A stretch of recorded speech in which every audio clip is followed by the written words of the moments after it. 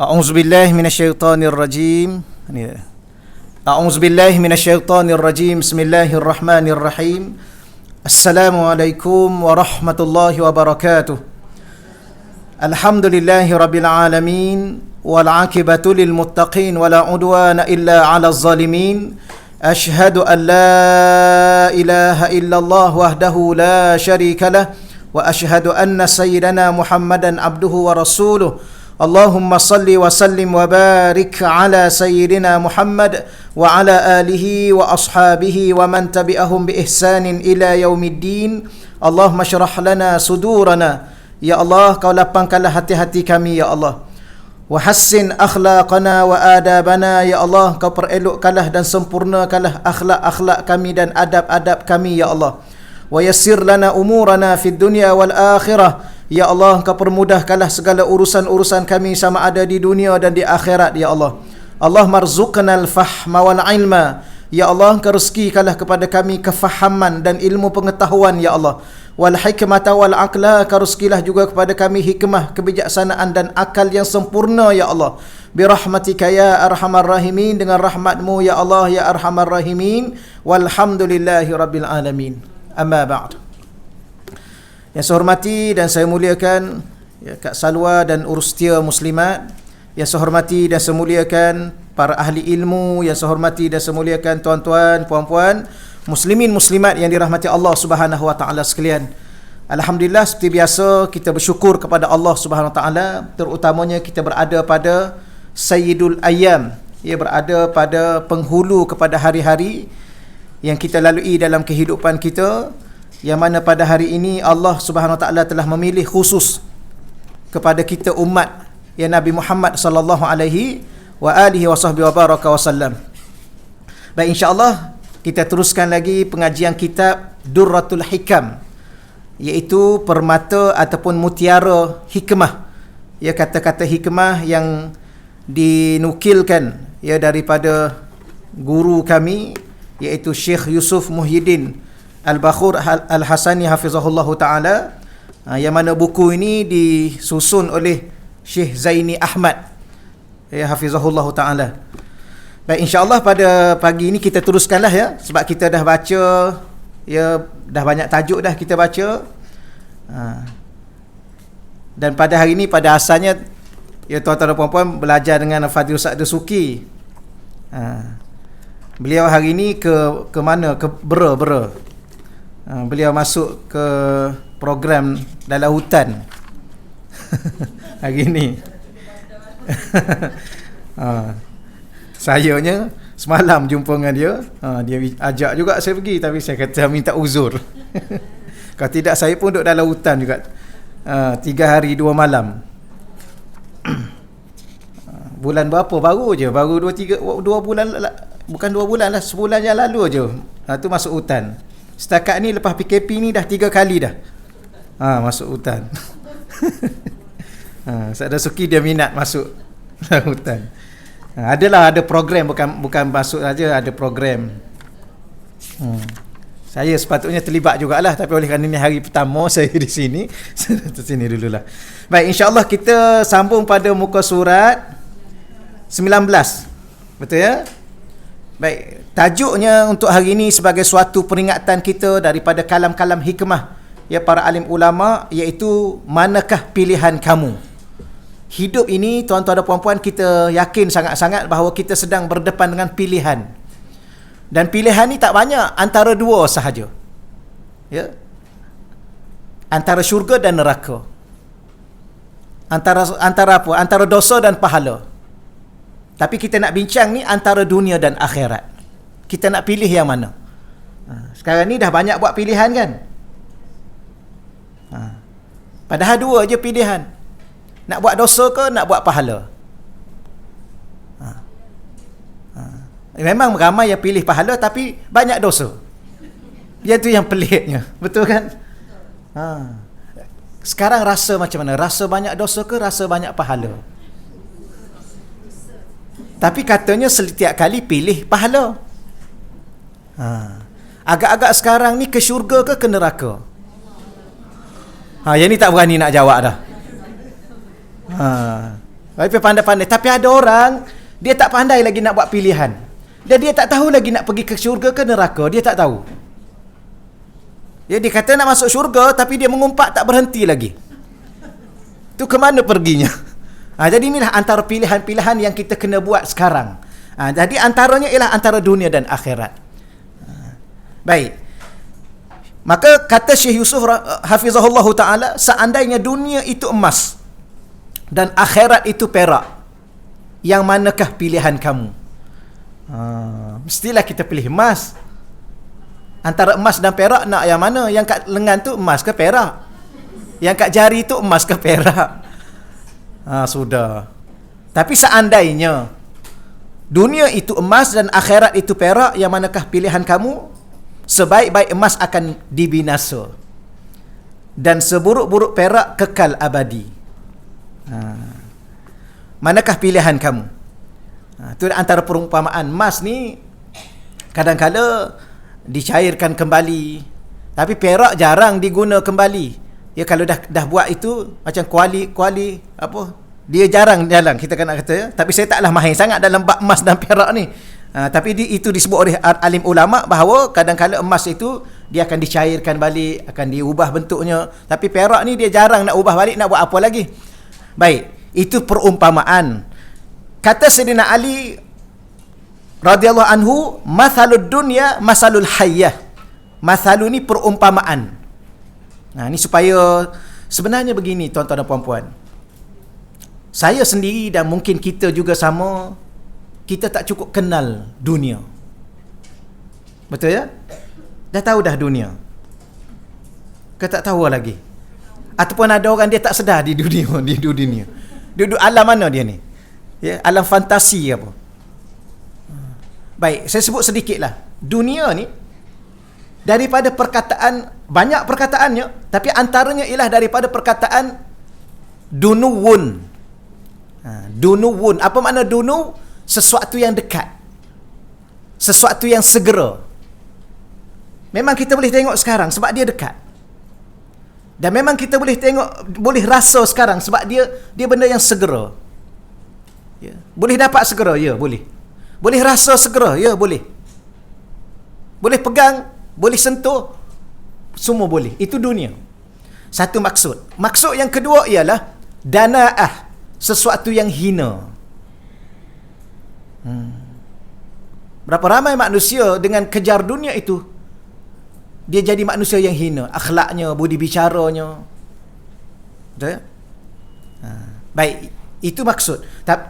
Sebab tu kita kena hati-hati dengan dunia. Kalau tidak, kita akan jadi hina dengan dunia ini. Tambah-tambah manusia yang tidak boleh menilai dunia itu apa. Maka dia tak kira halal, dia tak kira haram, dia tak kira dosa, dia tak kira pahala, dia tak kira dia terhumbat ke neraka. Janji dia dapat dunia itu. Cuba kita tengok manusia yang rakus dengan dunia. Kita tidak sampai ke tahap itu, puan-puan. Betul ya? Betul ya? Alhamdulillah. Betul. Oh, subhanallah, kalau ada orang yang tamak dunia, dia tak kira harta orang, dia tak kira janji dia akan langgar semua sekali. Janji dia dapat. Dia boleh bunuh orang kerana nak dapatkan dunia. Berapa ramai yang merebut tahta dunia, dia bunuh adik-beradiknya, dia bunuh ayahnya, dia boleh bunuh suaminya. Dunia. Cuba baca tentang dunia ini. Tak apa, kita tak nak hurai panjang sangat. Dunia ni juga antara maksudnya ialah ula. Apa makna ula? Suatu permulaan. Walal akhiratu khairul laka minal ula. Walal akhirah, akhirat itu khairul laka, lebih baik bagimu, minal ula, daripada ula. Apa makna ula? Dunia, daripada permulaan. Rupa-rupanya sebab tu kita kena faham sungguh-sungguh.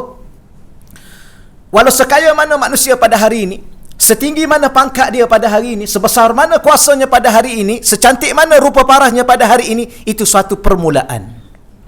Kalau nak tengok siapa yang betul-betul kaya, akhirat. Akhir nanti. Ya, macam lumba lari lah. Ada seorang tu, 1, 2, 3, dia pecuk, subhanallah, paling laju. Itu baru permulaan. Kita tengok siapa menang akhir tu. Betul ya? Kena tengok mula-mula. Wah, lajulah dia ni. Dah menang dah ni. Mana ada dah menang? Baru permulaan. Ni akak-akak semua, puan-puan semua, kita sebut muslimat lah sebab majoriti dia ya.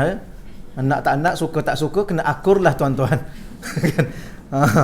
Kalau mengundi yang ini memang confirm kalah kita. Pilih calon ketua, mesti muslimat menang. Calon ketua, akak selalu tapi tak apalah. Secantik mana orang kita tengok, ya Allah cantiknya dia, subhanallah. Baru permulaan. Dia ada lagi yang kemuncak kecantikannya. Siapa dia? Ahli syurga. Wanita-wanita yang menjadi ahli syurga. Okeylah ya. Okey. Cukuplah. Permulaan. Sekaya mana dia? Permulaan. Sebesar mana pangkat dia? Permulaan. Kalau kita nak tengok siapa yang betul-betul pangkatnya besar, akhirat kita boleh tengok. Siapa yang betul-betul yang pada hari itu boleh berbudi bicara dengan Allah. Boleh berdiplomasi dengan Allah. Bahkan boleh minta dengan Allah. Ya Allah, masukkan dia ke syurga. Itu betul-betul besar pangkat dia. Ramai dia panggil syafaat. Dia boleh bagi syafaat. Rasulullah itu tak kita kata tak kisahlah, sebab yang tu memang kita dah tahu dah daripada dunia dan akhiratnya. Ada orang-orang ini atas muka dunia ni yang kalau dia balik ke akhirat disebut pada Allah, ya Allah selamatkan orang ni, ya Allah. Allah akan selamatkan dia. Kenapa? Kedudukan dia besar pada hari itu. Sebab tu apa makna dunia? Salah satu dunia adalah ula, permulaan. Maka jangan sedih dengan apa yang berlaku di dunia ni. Ia satu permulaan, bukan suatu penentuan dan pengakhiran kehidupan ini. Tidak. Okey ya. Kadang-kadang terasa juga dah, kenapalah Allah bagi dia cantik, kita ni taklah cantik sangat. Tak terasa? Bagus tuan puan-puan ni. Bagus, alhamdulillah. Redha dengan apa yang ada. Itulah bahagia. Apa makna bahagia? Terima apa yang ada. Okeylah. Akhirat kita faham dah. Kita pun dah selalu sebut akhir, penghujungnya, ketentuannya. Di situlah segala-galanya. Kalau syurga, selama-lamanya. Kalau bahagia, selama-lamanya. Kalau cantik, selama-lamanya. Kalau sihat, selama-lamanya. Itulah akhir yang disebut akhirat. Yang tu yang dikatakan walal akhirah. Akhirat itu khairul laka, lebih baik. Bukan baik, lebih baik. Dan tidak mampu sedikit pun ditandingi dan dinilai untuk ditandingi untuk disamakan dengan dunia. Tak. Dia jauh berbeza. Bahkan kalau orang senang atas muka dunia selama-lama pun, dia masuk neraka satu saat pun hilang segala kesenangan dunia yang selama-lama itu. Contoh, dia hidup kaya raya, mewah, sehat, masyhur atas muka dunia. Berapa tahun dia hidup masyhur? 60 tahun. Berapa tahun dia hidup kaya? Dia masuk neraka satu saat, hilang seluruhnya. Tetapi kalau kita derita dunia ni kita derita daripada saat kita lahir derita. Betul ke? Dah tak ingat dah. Ya. Lahir kat rumah, ya tak ada kain pun, balut pun gitu-gitu saja, orang miskin. Subhanallah. Duduk pula dengan keluarga miskin, kemudian sampai ke akhir hayat miskin. Nama tak ada, pengaruh tidak ada, tapi masuk syurga satu saat sahaja, hilang seluruh kemiskinan itu, kesusahan itu. Itulah kehebatan akhirat. Langsung tak mampu disamakan. Okey, maka supaya kita tambah lagi faham tentang apa makna dunia, maka dibuat perumpamaan oleh Sayyidina Ali radhiyallahu anhu, masalud dunia. Ya, perumpamaan dunia itu masalul hayyah, seperti seekor ular. Ular ni bagaimana? Ya, kita ni, sebab tu saya duduk dengan syekh saya ni, salah satu pengajaran yang boleh saya ambil lah. Terlalu banyak, antaranya ialah apa yang kita faham, rupanya kita tak cukup faham. Kita rasa dah faham dah. Ya, macam kita ni kan dah faham kan? Kau tak faham-faham lagi ni. Minta maaf ya saya cakap macam tu. Kita rasa kita dah faham dah hidup atas muka dunia ni. Kan kita kan dah umur 60. Kita kan dah sebagai seorang bapa. Bukan setakat bapa dah. Kita dah atuk dah sekarang ni. Dah nenek dah sekarang ni. Kita rasa kita dah cukup faham erti sebuah dunia. Kehidupan dunia. Kadang-kadang kita tengok remaja tu, kita kata tak faham remaja tu. Dia tak faham lagi lah tu. Tu yang dia leka sana, leka sini ni. Betul ya? Kita rasa kita dah faham. Rupanya kita tak cukup faham. Inilah antaranya. Orang yang benar-benar faham. Siapa? Sayyidina Ali. Kenapa dia faham? Sebab dia duduk dengan insan yang paling faham erti kehidupan dunia. Siapa dia? Baginda Rasulullah sallallahu alaihi wa alihi wasallam. Maka dunia ni salah satunya seperti seekor ular. Bagaimana ular? Layyinun, lembut. Massuha, sentuhannya. Akhir-akhir ni ramai kita tengok orang suka main ular, letak atas leher. Orang perempuan pun, ya. Saya tak mau. Jumpa tu kita cabut lari. Tapi ada duk main ular sekarang ni. Dah bela ular pun ada sekarang ni. Betul ya? Lembut sentuhannya. Tetapi qatilun summuha, tetapi racunnya cepat membunuh. Subhanallah, Allah cipta ular. Apa manfaat dia? Disebut dalam tafsir Al-Imam Al-Qurtubi. Tafsir Al-Jami' li Ahkamil Quran lil Imam Al-Qurtubi. Ya, salah satunya memberi sentuhan kepada jiwa kita. Bertapa ular ni, gitulah perumpamaan yang dibuat oleh Sayyidina Ali. Tapi ular ni sekarang kita gerun dengan racunnya. Maka ular yang bisa dengan racun itulah yang sedang menunggu kita di alam barzakh. Kalau ular dunia itu kita takut, maka kita kena takut sungguh-sungguh untuk menjaga seluruh kehidupan kita, kerana ada seekor ular yang sedang menunggu di alam barzakh. Disebut dalam kitab Tanbihul Ghafilin, Imam Lis Samarkand. Sekali dia gigit 40 kharifan, 40 tahun sakit. Dia gigit sekali aja. Yang ular yang atas muka dunia ni digigit sekali, yalah sakit juga. Ya, mati tu mati, tak ada masalah. Tapi yang ular ni pula dah lah sakit 40 tahun sekali gigit, tapi tak akan mati lagi kerana sudah mati. Kalau kita takut kepada ular yang atas muka dunia, kita kena lebih takut ular yang sedang menunggu kita di alam barzakh. Maka tolong pastikan bahawa sebelum kita masuk alam barzakh, pastikan tak ada ular di alam barzakh. Bagaimana nak tahu? Nak tahunya kalaulah alam barzakh kita tu menjadi taman-taman syurga, maka pada waktu itu dia tak ada ular. Tapi kalau dia menjadi lubang-lubang neraka, maka semua akan keluar daripada neraka. Kala jengkingnya. Sama juga kala jengking pun ada. Dulu bukan main lagi, dia minat kumpulan apa? Skorpion ke apa? Ingat lagi tak? Ni generasi kita ni mesti ingat ni. Ingat lagi. Minat kat skorpion. Jumpalah dia. Tak ada tu selingan sikit-sikit lah insya-Allah. Allahumma salli ala sayyidina Muhammad. Ya, hari ni kita berada pada hari Jumaat. Kata para alim ulama, di akhir zaman ini tidak ada amalan yang paling menyelamatkan kita di akhirat adalah perbanyakkan selawat kepada junjungan baginda Rasulullah sallallahu alaihi wasallam. Rasulullah sallallahu alaihi wasallam ni, kata ulama, wa zikruhu fihi syifa. Mengingatinya adalah penawar. Ada satu saya masa duduk dengan Syekh, tapi ada banyak dalam YouTube pun ada. Ada masa kalau duduk dengan Syekh saya, antara dia baca, Innal habibal mustafa dhu ra'fatin wa dhu wafa wa dhikruhu fihi shifa. Takat tu dululah. Masa tak ada. Wa dhikruhu fihi shifa. Mengingatinya padanya ada penawar, ada kesembuhan. Tambah-tambah yang kalau ada kerinduan kita kepada Rasulullah sallallahu alaihi wasallam. Tapi hari inilah antara hari yang terbaik untuk kita banyakkan berselawat. Dan kata ulama, berselawat kepada junjungan Nabi ni di akhir zaman adalah amalan yang paling menyelamatkan kita di akhirat.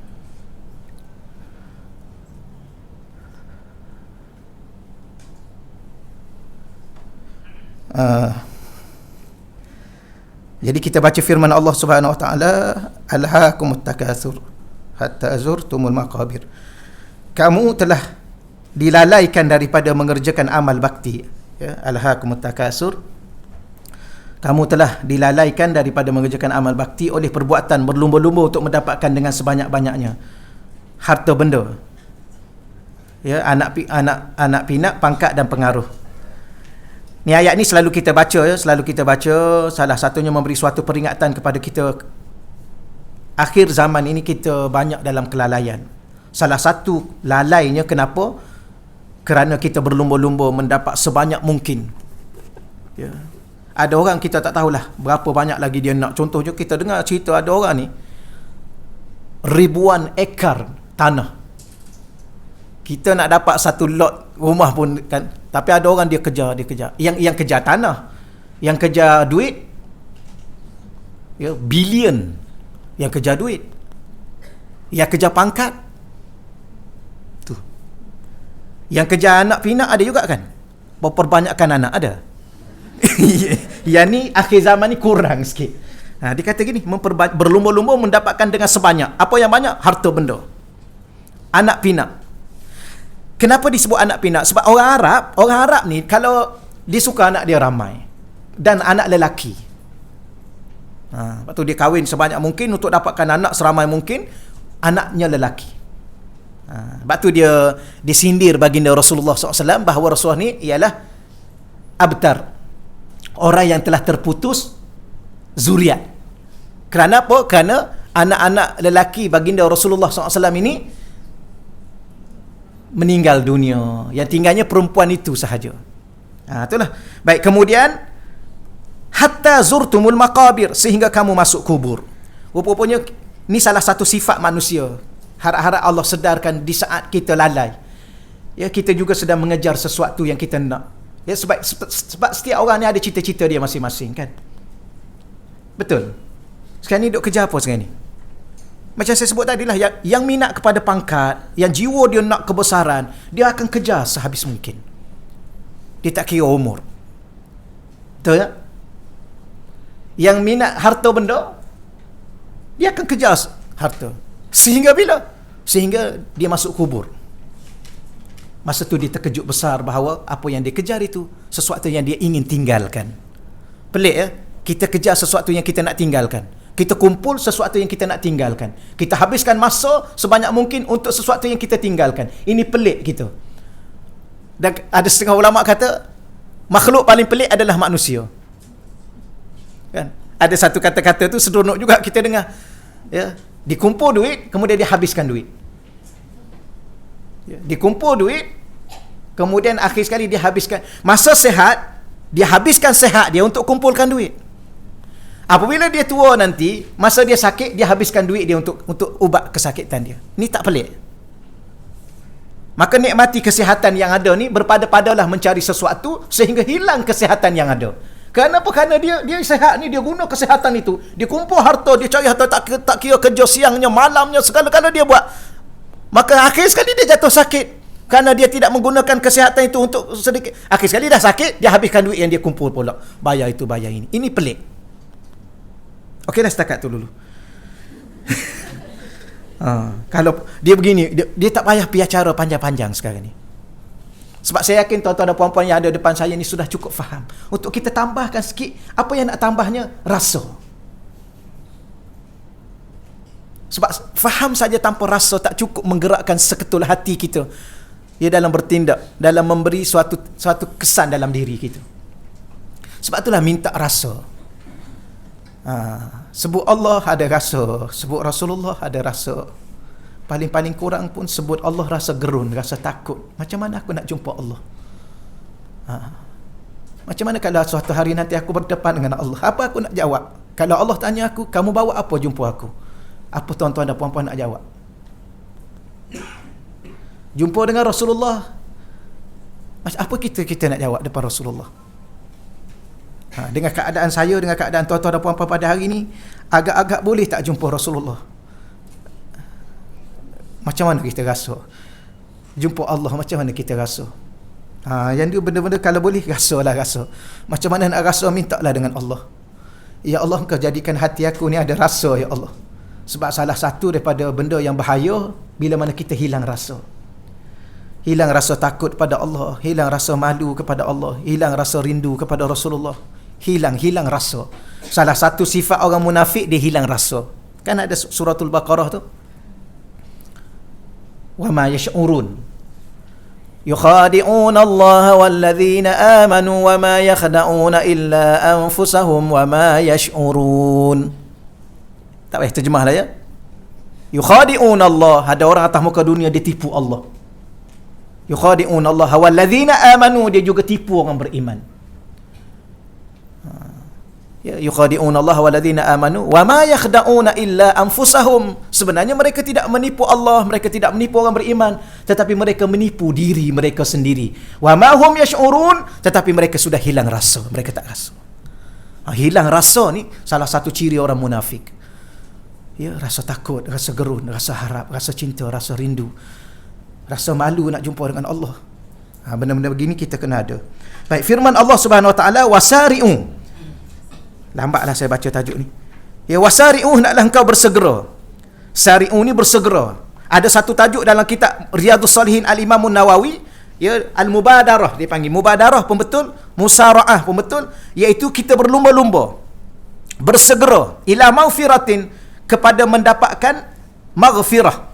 Dia terjemah di sini apa? Dan bersegeralah kamu mengerjakan amal-amal yang baik untuk mendapatkan ampunan. Itu dah huraian sedikit. Kalau dari segi bahasa asal Al-Quran, iaitu wasari'u, naklah kamu segera ila, kepada maghfirah, keampunan, min rabbikum, daripada Tuhan yang mencipta kamu, yang menjaga kamu, yang menghidupkan kamu. Rabb boleh ada waktu Allah kata Allah, ada waktu Allah sebut Rabb. Bila mana kita jumpa perkataan Rabb, apa maksud? Kita ulang balik. Hendaklah kamu bersegera mendapat keampunan. Daripada siapa keampunan itu? Mir rabbikum, daripada yang mencipta kamu. Mir rabbikum, yang menjaga dirimu. Mir rabbikum, yang memberi rezeki kepadamu. Mir rabbikum, yang sedang mengurus takbir urusan hidupmu. Apa lagi? Al-Muhyi, Al-Mumit, Ar-Razzaq. Itu Rabb. Maka minta ampun dengannya. Dia cipta kamu, tapi kamu derhaka kepadanya, minta ampun kepadanya. Dia yang menghidupkan kamu, tapi kamu lalai daripadanya. Kita ni sedang bernafas, sedang berkelip, sedang bergerak, sedang berbicara ni. Sebab apa? Sebab hidup. Misalnya, siapa yang hidupkan kita? Tapi kenapa lupa yang menghidupkan kita? Kita nak cakap macam mana bahasa yang lebih itu, ya? Kalau Allah tak hidupkan kita, tak hidup kita. Tapi tiba-tiba kita lupa pada yang menghidupkan itu. Subhanallah, satu kesalahan yang cukup besar. Satu kecuaian yang cukup apa? Tak tahu kita nak berbicara bagaimana. Ibu yang lahirkan kita itu pun kita tak pernah lupa kepadanya. Sebenarnya dia hanya lahirkan kita. Masa kita duduk dalam perut ibu kita tu, adakah ibu kita yang menjadikan mata kita, menjadikan telinga kita, membentuk urat saraf kita? Tak. Tulang belulang kita? Tak. Ibu kita dia hanya mengandung. Okeylah, alhamdulillah, itu pun sudah cukup besar artinya. Yang tak akan mungkin kita lupa selama-lama. Tiba-tiba Allah yang mencipta ibu kita, Allah yang mencipta kita dalam kandungan, Allah yang melahirkan kita melalui perut ibu kita, Allah yang hidupkan kita, yang besarkan kita, yang bagi makan pada kita semua sekali. Tiba-tiba kita lupa. Yang lupa pula dalam sembahyang semasa menghadap dia. Tak malu kita nak jumpa dia. Jumpa-jumpa pula nak masuk syurga dia. Kadang-kadang berbicara tanpa ingat kepadanya. Mari kita masuk syurga. Nak masuk syurga siapa? Ya, ada orang, minta maaf tuan-tuan sekalian, ada orang jenis tu jannah. Marilah kita berjalan ke syurga. Syurga siapa? Ya, kita kata okey, mari kita masuk ke istana, berjalan ke istana. Istana siapa yang kita nak masuk? Karena istana itu ada tuan punya. Mari kita ke rumah. Rumah siapa yang kita nak pergi? Ya. Jangan sebarangan kita berbicara sebenarnya. Sebenarnya ramai di kalangan kita, termasuk kita lah, saya. Kadang-kadang kita banyak kurang adab dengan Allah. Sebab itulah kita minta Allah marzuqnal. Ya Allah, Allah ma'ahsin. Ya Allah, Engkau sempurnakanlah akhlak dan adab kami, ya Allah. Terutama adab kami denganmu. Nak pergi masuk syurga. Syurga siapa kita nak masuk? Syurga itu ada tuan punya. Sebab tu Allah tak kata ke syurga. Allah kata, salah satunya ialah inna lillahi wa inna ilaihi raji'un. Kita ni dari Allah nak kembali pada Allah. Setelah itu Allah akan putuskan kita ke syurga atau neraka. Cuma ialah sebagai orang awam, saya yakin yang tuan-tuan dan puan-puan yang ada depan saya ni tidak lagi orang awam tahap ni kan. Tahap betul-betul awam. Adakah yang betul-betul awam, yang tidak betul-betul awam? Minta maaf salah guna bahasa. Orang belajar, orang mengaji. Maka kena beza sikit daripada orang awam yang tak mengaji. Ya. Nak pergi-pergi masuk syurga. Nak masuk syurga siapa? Nak sewa rumah pun bukan nak beli, nak sewa. Bukan nak masuk sebarangan, tak boleh. Ada tuan punya. Jumpa tuan punya dulu. Dan merayu pada tuan punya. Ya, minta izin dengan tuan punya. Akhir sekali tak payah berinteraksi lah dengan syurga, berinteraksi dengan tuan punya. Dia akan letak mana-mana syurga yang dia rasa sesuai untuk kita. Akhir sekali kalau tak kena gaya, dia bagi 8-8 semua sekali. Betul? Tapi walau bagaimanapun, bersegera minta dengannya keampunan. Wa jannah. Dan ni bicara syurga. Saya sebut awal-awal. Ya, kerana ada perkataan jannah. Ya, bersegera minta keampunan daripada Tuhanmu. Lepas keampunan daripada Tuhanmu itulah kamu boleh bersegera ke syurga. Sebab tu apa yang paling penting? Keampunan. Sebab itulah ada satu doa, Allah marzuqna qablal maut taubah. Ya Allah, Engkau rezekilah kepada kami sebelum kami mati ni, ya Allah. Kami nak rezeki bertaubat. Tuan-tuan, benda yang paling penting atas muka dunia adalah keampunan Allah. Sebab tu saya ulang banyak kali, dan saya yakin tuan-tuan dan puan-puan masih ingat Sayyidina Umar, Sayyidina Ali ni radhiyallahu anhuma dipesan oleh baginda junjungan Rasulullah SAW, jumpa Sayyidina Uwais Qarni, cari orang ni. Dia ada tanda sekian-sekian kan. Minta doa dengan dia supaya dia doa pada Allah, Allah ampun dosa kamu. Padahal yang kedua-dua ni, seorang pak mentua Nabi, khalifah kedua. Yang seorang lagi menantu Nabi, khalifah yang keempat. Dua-dua ni telah diberitakan ahli syurga. Kan 10 orang al-mubashiruna bil jannah, 10 orang yang telah diberitakan ahli syurga. Tapi kena cari seorang lagi ni, Sayyidina Uwais Qarni. Dia tak dikira sahabat, dia hidup zaman Nabi, tapi dia dah pergi ke Madinah nak jumpa Nabi. Masa tu Nabi keluar pergi berperang. Maka oleh kerana dia jaga mak dia, dia ingat pesan mak dia, dia taat kepada pesan mak dia, maka dia kembali balik. Akhir sekali Allah angkat kedudukan dia, makbul doa, mustajabud da'wah. Allah makbulkan doa dia. Dia minta dengan Allah sepatah akan jadi segala-galanya. Maka Nabi ajar supaya pergi jumpa, cari dia, minta doa. Sebab kita kadang-kadang kita fikir bagi kita yang akal yang kurang kematangan, kurang kecerdikan dan sebagainya, mintalah supaya Islam berkembang dengan pesat. Ya, kerana dia ni makbul doa. Tak, minta dengan dia supaya dia berdoa pada Allah, Allah ampun dosa kamu. Ni ahli syurga ni. Banyaklah iktibar salah satunya dia nak ajar Sayyidina Umar dengan Sayyidina Ali, baginda Rasulullah sallallahu alaihi wasallam. Dia nak didik Sayyidina Ali sahabatnya ini, Sayyidina Umar sahabatnya ini, supaya tawadhu. Hidup ni walau siapa kita sekalipun, walau orang dah bagi tahu kita ahli syurga pun, tolong rendah diri pada orang. Minta doa dengan orang. Mungkin doa dia lebih makbul daripada kita. Lepas tu kadang-kadang imam duduk doa. Saya minta maaf lah, saya rasa terkesan sikit, kadang-kadang tersentuh sikit. Ada orang, lepas imam bagi salam, dia terus bangun duduk kat belakang, dia doa seorang-seorang. Dia ingat doa dia makbul ke? Ada waktu tolonglah aminkan doa orang. Mungkin doa imam itu lebih makbul daripada doa kita. Dan mungkin ada orang yang mengaminkan di antara kiri dan kanan kita itu. Amin dia lebih apa? Lebih makbul daripada amin kita. Tapi ada orang tu subhanallah, mungkin wallahualam kita tak naklah kata dia sombong, tapi biasanya yalah, duduklah situ, doalah. Tak boleh nak doa, tuan-tuan sekalian. Jangan kita kena minta doa. Jumpa anak kecil, adik tolong doakan akak supaya Allah ampunkan dosa-dosa akak. Kita jumpa, apatah lagi kalau kita jumpa orang lama macam tuan-tuan ni kan, orang lama-lama. Tuan Haji tolong doa pada saya supaya Allah ampun dosa saya. Kita kena rasa orang jauh lebih mulia daripada kita. Yang lama ni jauh lebih baik daripada kita, sebab dia dulu baca Quran, dia dulu sujud pada Allah. Yang akak-akak yang lama-lama ni kan jauh lebih baik pada ustaz-ustaz yang ada ni. Betul. Ustaz yang ada ni bercakap aja lebih ni. Ni tak nak berhenti lagi, pukul berapa nak berhenti ni? Baru pukul 10. Nak berhenti pukul 11, baru pukul 10. Tuan-tuan okey ke ni? Allah, tapi mengaji saya tak minat mengaji lama-lama. Nak habis dah ni.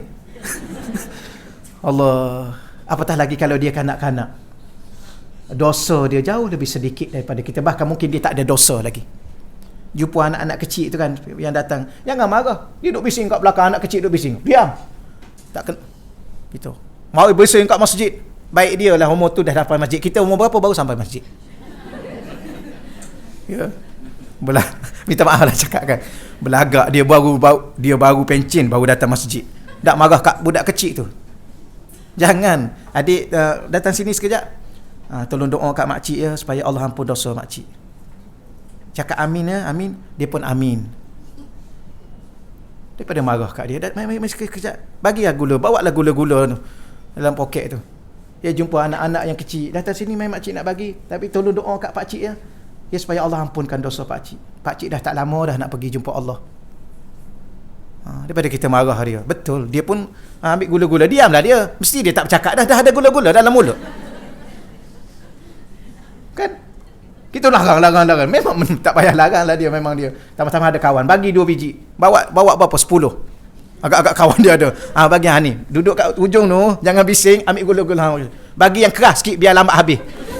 Betul. Tapi orang lama dulu kan, dia psikologi dia tinggi kan. Jangan duduk atas bantal, nanti bisul. Padahal dia tak bagi. Yalah nak letak kepala, nak letak muka, letak punggung pula dah. Dia kata dah bisul. Jangan makan ikan. Sebab apa? Cacing. Padahal ikan itu je yang ada. Betul, zaman dulu. Ingat lagi tak? Zaman sekarang tak ada dah. Semua senang. Okeylah, setakat tu dulu. Wajannah, satu syurga. Dan Allah bagi sedikit apa? Rasa kegairahan kepada ganjaran dari Allah, iaitu syurga. Arduha, dia punya luasnya, as-samawat, 7 petala langit. Ya, dia terjemah di sini melebihi langit. Arduha, terbentangnya, luasnya 7 petala langit. Wal ard, 7 petala bumi. Uiddat ni kalau kita belajar bahasa Arab, pertama dia adalah fi'il madhi. Ya. Verb past tense dia bagi. Fi'il madhi, iaitu telah. Telah apa? Telah siap sedia. Sekarang ni ada tak syurga? Ada. Siapa bagi tahu ada? Allah bagi tahu. Bagaimana cara Allah bagi tahu? Diguna perkataan fi'il madhi dengan tempoh masa yang sudah, telah. Baik, kemudian siapa yang sediakan? Maka di huruf hamzah kat depan tu dibaca dengan dhammah baris depan. Maka perkataan tu dia panggil fi'il bina majhul, untuk tambah imbuhan di. Maka telah disediakan kepada siapa? Kepada al-muttaqin, orang-orang yang bertakwa, lil muttaqin. Sebab tu salah satu minta dengan Allah, ya Allah Engkau jadikan aku dan keluarga aku, ya Allah, anak cucuku, ya Allah, dan kalau boleh sahabat-sahabat aku yang ada ni, ya Allah, orang-orang yang bertakwa, ya Allah. Tolonglah jadikan kami orang bertakwa, ya Allah. Minta dengan Allah. Kesimpulan sekarang ni, saya duduk mengaji dengan syekh saya sampai sekarang.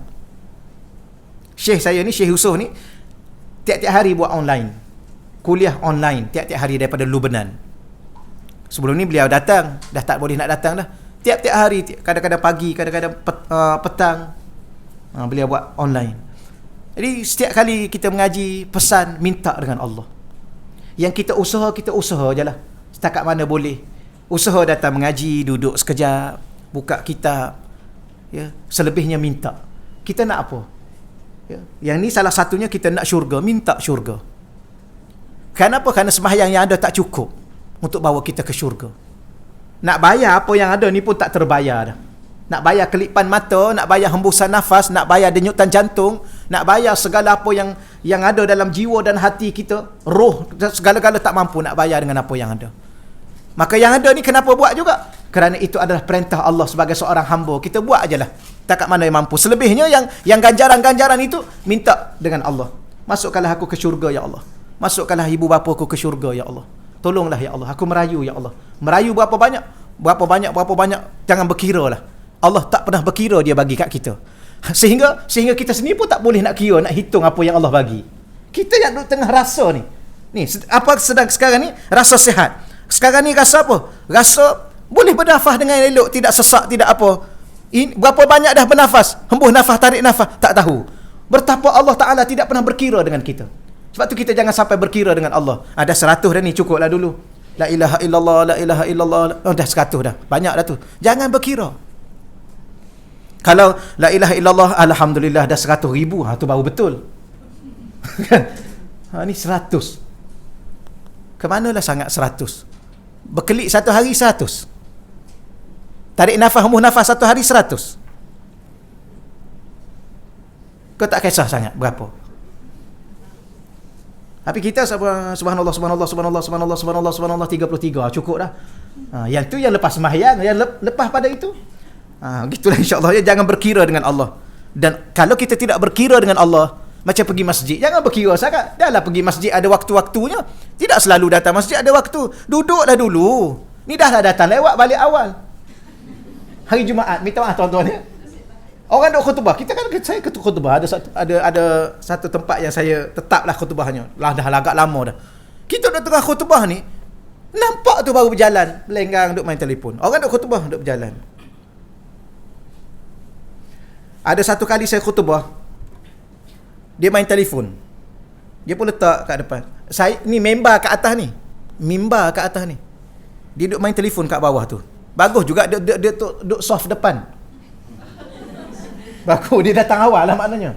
Saya duduk khutbah, dia main telefon tuan-tuan. Kemudian dia letak telefon, duduk tengok. Oh, jawab pula. Lepas tu duduk gini pula. Saya subhanallah, tapi ialah kita kena jaga adab kan. Kalau kita tegur dia depan-depan, malu dia, jadi kita juga tak beradab. Kita kena, walaupun dia Islam ni, walau orang tu salah sekalipun, kita tetap kena beri keadilan kepadanya. Salah satu keadilan yang kita kena beri kepadanya adalah menjaga maruah dirinya. Contoh kita kata Islam, dia kena nak rotan kan. Islam. Memang kawan tu dah kena rotan. Tapi tak boleh buka dedah aurat dia.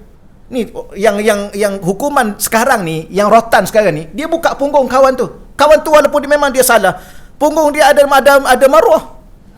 Punggung dia ada maruah pula. Diri dia ada, maaf cakaplah, salah pula. Diri dia ada maruah, kenapa kita londehkan? Islam tak. Sebab tu kalau dah dia salah pula dia duduk depan-depan ni, saya subhanallah dalam hati tu duduk khutbah. Kenapa saya terasa sangat sampai ingat sampai hari ni? Imam yang duduk main telefon tu imam. Tapi imam muda. Di Bukit Tinggi, Kelang. Sampai hari ni saya teringat. Tapi tak apa, walaupun bagaimanapun kita tahan. Kenapa? Kita kena jaga diri dia. Dan kalau kita tegur dalam khutbah ni pun, maka kita yang bersalah. Kenapa? Menjatuhkan maruah orang. Gitulah. Tapi dia dah tak ada Jumaat dia hari tu. Dia dikira lalai. Sebab dia duk main batu pun lalai. Apakah main telefon? Apa hukum dia Ustaz tu? Kalau tengah khutbah tu yang hadir solat Jumaat tu, main handphone lah, apa sebagainya. Yang tu tadilah. Dia dah terkeluar daripada ahli Jumaat pada hari tu. Dia lalai. Kan ada hadis dekat main batu tu pun lalai. Ni main telefon. Bukan sekali. Letak tengok macam ni. Oh, sedap dia ni. Nanti kata, oi. Cakap tu. Tak ada lah begitu tu. Okeylah, setakat tu dahululah ya. Allah. Apa yang nak bagi tahunya apa? Saya nak bagi tahunya apa? Selalu sukar untuk jadi baik. Untuk jadi soleh. Nak jadi soleh tu dah sukar. Nak kekal dalam soleh tu. Nak jadi baik tu satu bab. Nak kekal dalam kebaikan itu, subhanallah, maka minta dengan Allah. Mana tahu dia tu baik? Bila mana dia sudah menjadi orang yang bertakwa, maka dia baik. Mana bukti orang bertakwa tu baik? Allah sediakan syurga untuk dia. Ni. Saya ni baik ke tak baik Ustaz? Dah jadi takwa ke? Dah jadi orang bertakwa ke belum? Maka siapa orang bertakwa ni apa? Bacalah banyak ayat-ayat Quran tentang takwa. Sebab itulah pada hari Jumaat itu, ya ayyuhallazina amanu taqullaha haqqa tuqatih. Khatib awal-awal lagi, usikum wa iyaya bitaqwallah. Kenapa tiap-tiap minggu?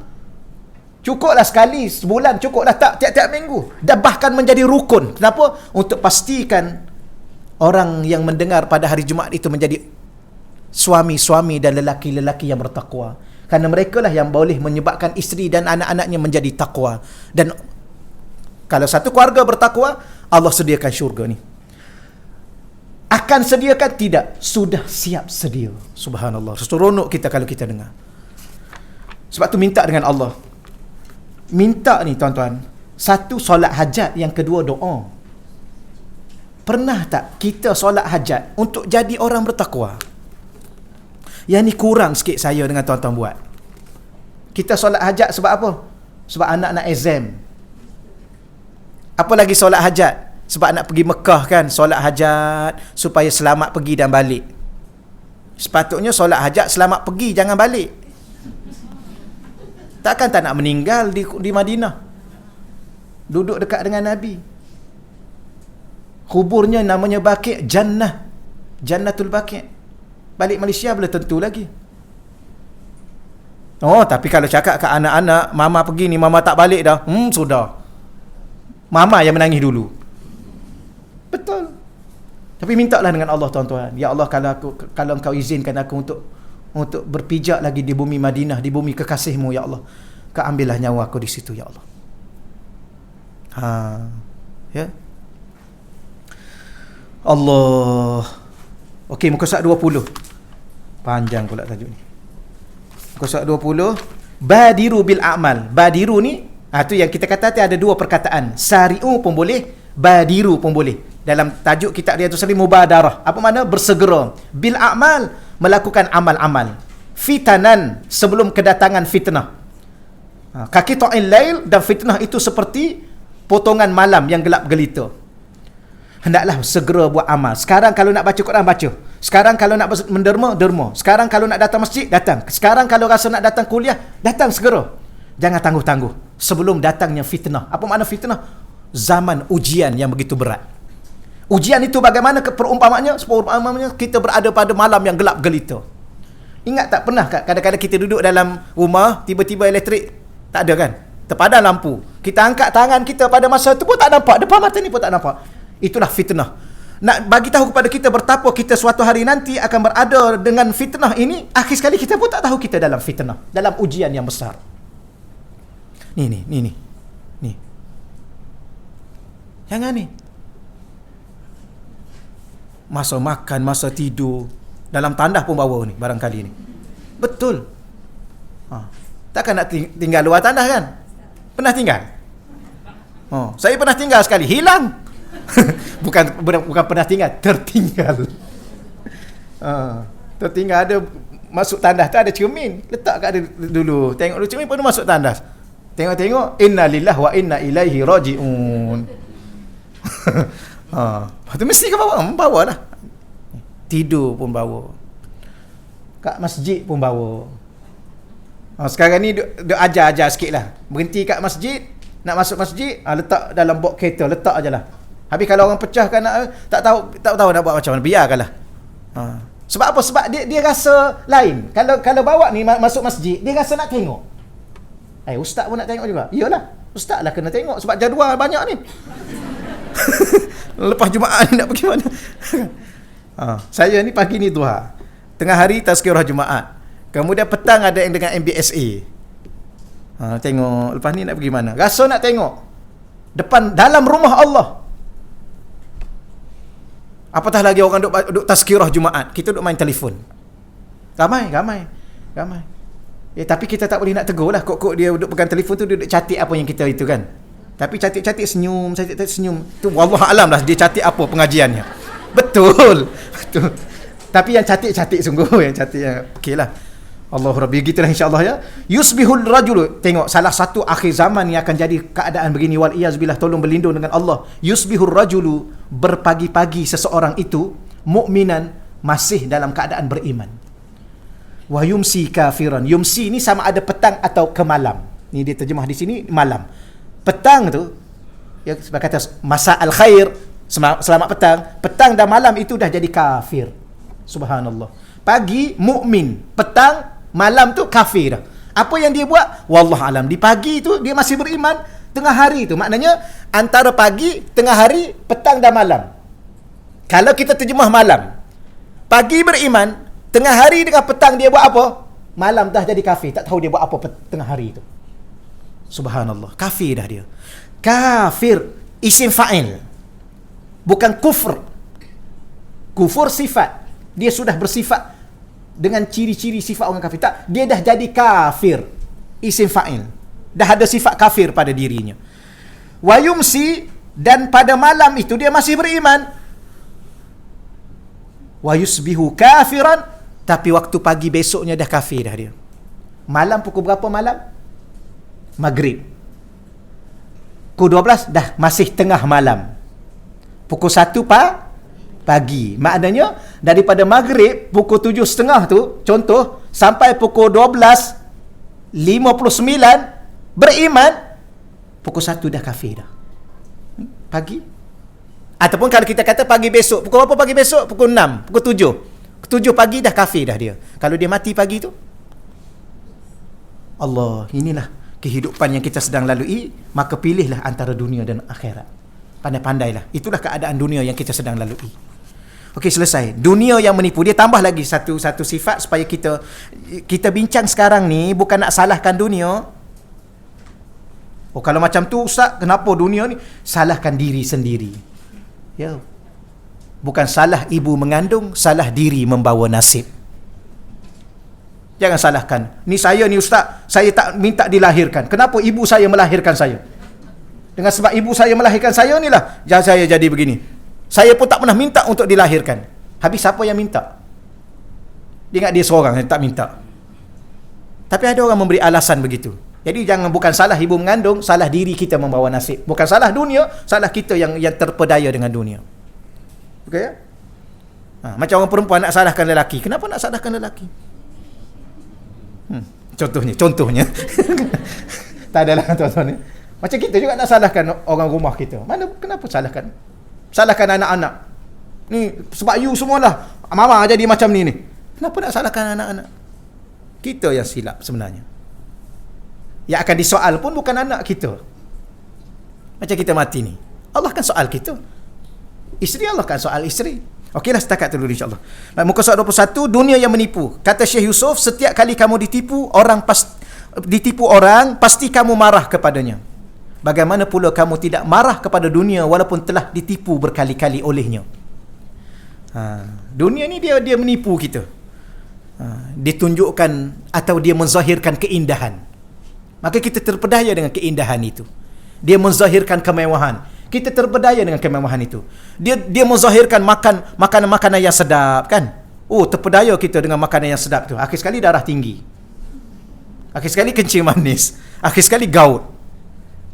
Oh, sedapnya udang apa? Ketam ni, subhanallah, makan gaut. Nak makan lagi? Makan lagi.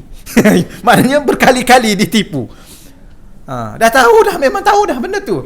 Makan darah naik. Dah tahu dah kambing. Ya, tapi jangan salahkan kambing. Salahkan kita kenapa kita makan.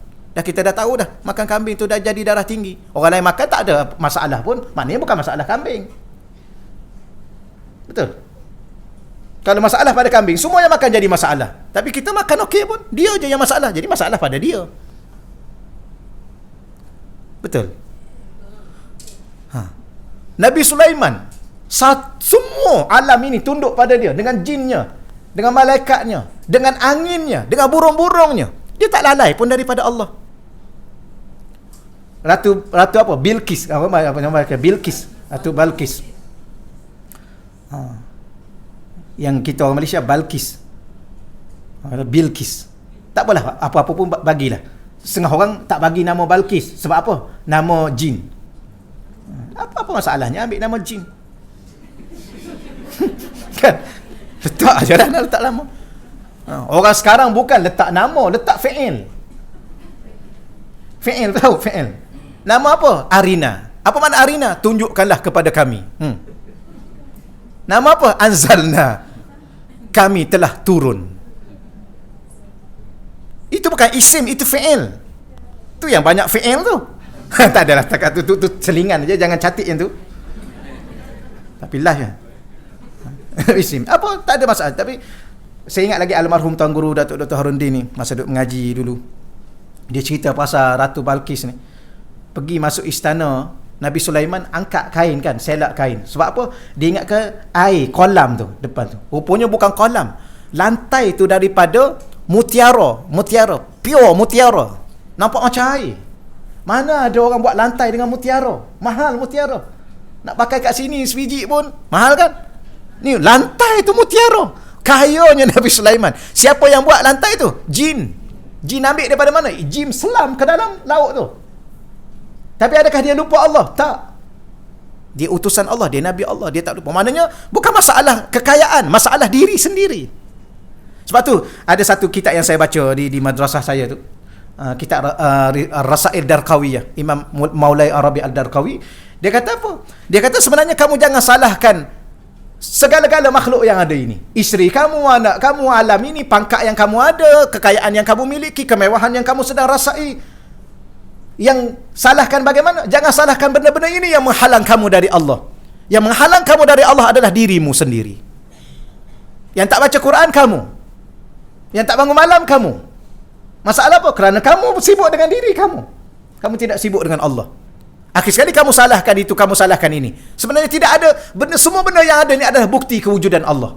Semua benda yang ada ni menzahirkan kebesaran Allah. Semua yang kita lihat ini, hatta kita lihat diri kita di depan cermin pun bukti kebijaksanaan, kebesaran, kesempurnaan Allah.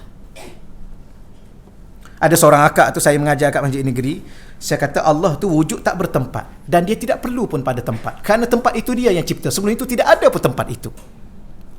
Dia pun telefon saya. Ustaz, boleh tak saya jumpa? Saya nak jumpa Ustaz dengan suami saya. Ada hal penting nak jumpa. Okey, boleh. Datang madrasah saya. Okey, dia pun datang. Saya dengar Ustaz kat masjid negeri, Ustaz kata Allah ni begini, sebagaimana saya sebut tadi. Habis kalau Allah tidak bertempat dan dia tidak perlu pada tempat, mana kita tahu dia tu ada? Mana kita tahu dia tu ada? Macam mana Ustaz? Saya dah lama duk bicara, setelah saya duk dengar kuliah Ustaz, saya pening dengan saya dengan suami saya ni. Dia pening duk fikir ni. Tu yang minta penting sangat nak jumpa. Mana bukti Allah tu ada? Saya kata akak dengan suami ni lah bukti Allah tu ada. Akak ada sendiri, suami ada sendiri.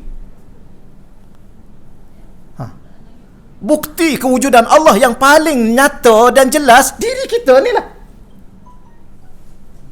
Akak berkelip sendiri, akak tarik nafas bernafas sendiri, jantung akak denyut sendiri. Akak berjalan dengan kaki akak sendiri. Berapa ramai yang ada kaki dah tak mampu berjalan? Berapa ramai dah ada mulut tak mampu berbicara? Berapa ramai yang dah mata tak mampu berkelip? Berapa ramai dah ada telinga tak boleh lagi mendengar? Habis dulu mendengar dengan mata, dengan telinga. Kalau mendengar dengan mata, dengan telinga, sampai hari ini boleh mendengar. Kalau berjalan dengan kaki, sampai hari ini boleh berjalan dengan kaki. Tapi berapa ramai yang kat hospital dah sebulan tak boleh berjalan? Dulu dia berjalan dengan apa? Allah yang memberi izin kepadanya, memberi rezeki kepadanya. Maka akak dengan suami inilah bukti kewujudan Allah. Kenapa akak perlu letak Allah di mana-mana baru nak jumpa Allah? Gitu contohnya. Tapi yalah, dia bagus juga dia telefon nak jumpa, nak tanya. Maknanya janganlah kita. Jadi sebenarnya yang menjadi masalah kita dengan Allah bukan dunia yang Allah cipta ini, diri kita. Inilah yang kita itu. Sebab tu jangan salah faham, dunia yang menipu. Memang dunia itu menipu. Yang masalahnya kenapa kita kena tipu? Kita macam nilah, marah kat penipu. Ingat Piramli. Ingat Piramli, subhanallah. Bagus dia ni, moga Allah ampunkan dosa-dosa dia. Dia banyak bagi pengajaran kepada kita. Ya, dia artis tu artis lah. Berapa ramai artis pun bagus lebih pada kita juga.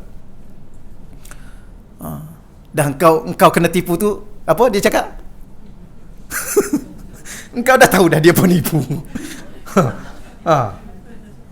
Bagus juga cerita tu ya. Dia tak rasa puas tengok lagi. Kejap-kejap nak tengok lagi. Alibaba tu berapa kali tengok dah. Tak ada setakat tu dulu. Allah, moga-moga Allah selamatkan kita daripada tipu daya dunia. Baik, kata salafus salih, ad-dunya kalma'il mih. Dunia itu seperti air laut. Al-ma' tu air yang masin, air yang bergaram, air laut. Kullama, setiap kali bertambah setiap kali kita tambah minum, kita minum, kita tambah lagi untuk kita minum, syurban izdatta syurban izdadat atasya. Setiap kali kita minum dan kita tambah lagi minum, kita minum lagi, akhir sekali bertambah dahaga. Gitulah. Dunia ibarat air laut. Setiap kali kita minum dan kita tambah lagi, kita minum lagi, bertambah dahaga. Sebab tu orang ni kejar dunia tak puas. Dia tak puas. Tuan-tuan, kalau dia ada duit 100 juta, dia makan dia seorang, umur berapa baru habis? Lagipun dia tak makan banyak dah pun, roti sekeping aja. Nak makan apa lagi? Nak makan kambing dah tak boleh. Nak makan roti canai banji tak boleh juga, kencing manis. Ya ke? Nak makan daging kambing, darah tinggi. Hari sekali roti canai. Saya pernah jalan dengan seorang haji. Ustaz, nak makan apa Ustaz? Ustaz ada masa kosong Ustaz malam ni lepas isyak. Ada apa Tuan Haji? Tak ada, nak ajak Ustaz minum aja. nak ajak minum. Lepas tu sampai kat kedai, Ustaz nak makan apa Ustaz? Ni, dalam poket saya ni banyak ni. Haji bawa berapa kita nak minum Haji? Saya saja mengegur. Ada 1,000. Nak minum RM1,000 dalam poket. Teruskan dia. Bagus sungguh. Ustaz makan apa? Ustaz nak apa? Roti canai, apa-apa semua. Lepas tu kari kambing. Tak apa lagi ikut Haji lah. Dia pun order kat kita teruskan. Habis Haji kan? Minta air kosong satu. Air kosong terus sekalian. Malulah saya Haji, takkan saya makan ni. Haji, air kosong. Tak apa Ustaz, saya ni macam-macam dah. Tengok. Tapi kita tahulah dia ni ratusan juta ada tu. Ini ada dia bagi tahu kat saya, adik perempuan dia meninggal apa semua sekali, berapa juta. Macam mana nak buat ni Ustaz? Saya kata saya tak pandai dalam bab ni, kena rujuklah bahagian zakat atau bahagian pusaka, bahagian apa saya tak pandai. Berapa banyak ke adik Haji meninggal tu, banyak ke tinggal duit? Banyak Ustaz. Adalah 65 juta rasanya. Campur aset campur. Dia tu adik dia tak tahulah. Ada orang ni memang Allah bagi rezeki kan, tapi dia bagus duduk kat surau, buat tahfiz, buat apa, baguslah ya. Kahwin pun 2, bagus. Tak ada. Yang saya ingat tu begini. Minta maaf saya cerita, bukan saya nak cerita yang tu. Dia bagus tuan-tuan, bagus. Lepas isyak, satu kali tu lepas isyak, Ustaz rambutan. Tak nak makan. Saya buka. Saya kata tak apa je. Biar saya buka sendiri. Saya ni itu. Kita orang muda, dia dah umur 73 ke 70. Kemudian dia ambil lah rambutan tu, dia buka kat saya kan. Dia pun masa dia bagi rambutan tu macam ni. Jadi saya kata, pegang rambutan pun terketar-ketar. Kahwin 2. Tak adalah tuan, setakat tu. Itu selingan aja. Itulah saya ingat dalam ni, bukan nak cerita apa pun. Astaghfirullahalazim. Sajalah dalam hati kita kan, ni masalah hati kita. Allahu Rabbi. Tak itulah ya, jangan catik yang tu, jangan catik. Ini masaknya ada live ni. Minta lah dia tak tengok ni. Allahu Rabbi. Yalah rezeki orang, rezeki subhanallah. Tapi rumah dekat-dekat bagus. Dia pun bagus tuan-tuan sekalian, dia layan kita subhanallah, kadang-kadang malu. Ya, sebab tu kita kadang-kadang pesan awal-awal, kalau saya pergi ada makan, saya tak nak meja khusus. Ya, makan ramai-ramai, minum ramai-ramai. Jangan buat meja khusus, malu kita. Bimbang-bimbang yang kita duduk makan atas meja, kita duduk kat meja kan, kita makan. Ustaz kononnya, yang duduk bawah tu orang lama, tak kena raya dia ahli syurga, malu kita akhirat nanti. Jangan tuan-tuan sekalian, kita hidup atas muka dunia berpada-pada je lah. Walau siapa apa gelaran kita. Baik, seterusnya kata Imam Asy-Syafi'i rahimahullahu taala, manidda'a ni barang siapa yang mendakwa, idda'a dia mendakwa, annahu jama'a baina hubbid dunya wa hubbil khaliqiha. Ya, dia mendakwa dia dapat menghimpunkan, jama'a dia menghimpunkan baina di antara cinta dunia dengan cinta kepada yang mencipta dunia, iaitu Allah. Dalam bahasa Arab asal, wa hubbi khaliqiha. Siapa yang mendakwa dia boleh menghimpunkan cinta dunia dengan cinta kepada pencipta dunia, iaitu Allah, fi qalbih, dalam hatinya, faqad a'zama 'ala Allah firyah, maka sesungguhnya dia telah melakukan pembohongan yang besar kepada Allah. Dia tak akan mungkin cinta Allah yang mencipta berhimpun dengan cinta kepada yang dicipta, iaitu makhluk. Tak mungkin. Sebab itulah tuan-tuan dan puan-puan, di mana cinta itu di hati, maka buang segala-galanya dari hati. Yang adanya hanya Allah dan Rasul. Tak mungkin tanpa Rasul. Tak mungkin. Kerana kita mengenal Allah itu dengan Rasul. Sahnya iman kita pada Allah itu dengan iman kita pada Rasul. Sebab tu ada 2 kalimatus syahadah. Jadi dalam hati kena ada 2, Allah dan Rasul. Sebenarnya satu aja. Ya, bila cinta Allah, cinta Rasul, cinta Rasul, cinta Allah.